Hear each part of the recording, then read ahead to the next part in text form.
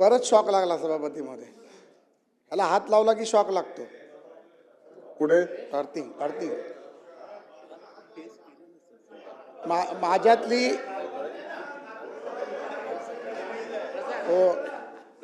तो एक चित्रपट होता माहिती आहे, त्याच्यामध्ये बाईक वरती बोलता बोलता शॉक लागून पडतो, तसं होईल. अर्थिंग सभापती महोदय, थोडंसं सांगून अर्थिंगची जरा व्यवस्था कालही मी सांगितलं होतं, कारण शॉक लागून काय झालं तर राज्याचं नुकसान होईल. मला काय झालं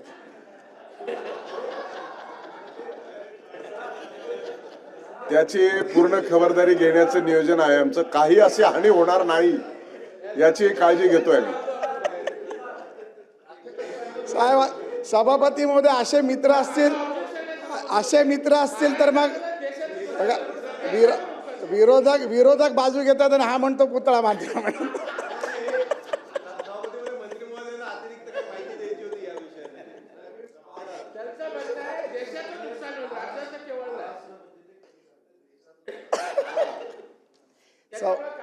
सभापती महोदय,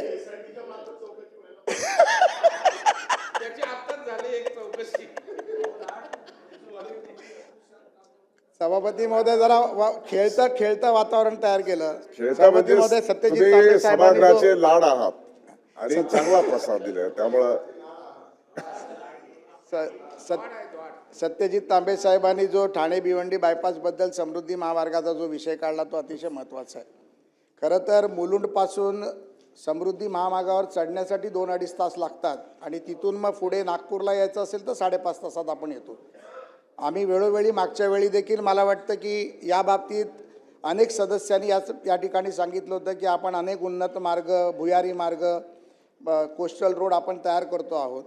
तर या बाबतीत एक सूचना मागच्या 1-2 अधिवेशनापूर्वी मी सभागृहात केली होती की आपण जिथे समृद्धी महामार्ग संपतो तिकडनं टनलच्या माध्यमातून मुलुंडपर्यंत आणि मुलुंडपासून ऐरोलीपर्यंत हा जी कनेक्टिव्हिटी जर केली तर ती अतिशय उत्तम प्रकारे मुंबईकरांना, नवी मुंबईकरांना त्याचा उपयोग होईल आणि त्याच माध्यमातून मग पुढे जाऊन तो कोस्टलला देखील जॉईन करता येईल.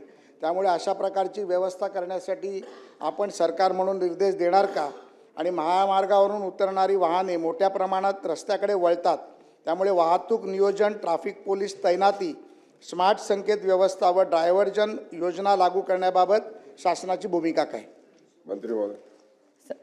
सभापती महोदय, प्रसाददादांनी जी अपेक्षा व्यक्त केली आणि मला माहिती आहे ह्या सभागृहातील नाही, ह्या महाराष्ट्रातील सगळ्या जनतेला विश्वास आहे की ज्या पद्धतीने नागपूर मुंबई समृद्धी महामार्ग मुख्यमंत्री देवेंद्र फडणवीस साहेबांनी हा टाईम पिरियडमध्ये कंप्लीट केला, त्याच पद्धतीने हेही टार्गेट ओरिएंटेड काम मुख्यमंत्री महोदयांच्या नेतृत्वामध्ये, त्यांच्या विचारामध्ये या राज्यामध्ये चालू आहे. हाही रस्ता, मग हा प्रश्न आपला वडपे ठाण्या रोडचा आहे आणि ज्या पद्धतीने की भुयारी मार्ग आपला MMRDA मार्फत होणारा उन्नत मार्गसुद्धा झाल्यानंतर आणि तोही टार्गेट वेळेमध्ये होईल, डिसेंबर 28 पर्यंत ह्या उन्नत मार्ग होणं अपेक्षित आहे.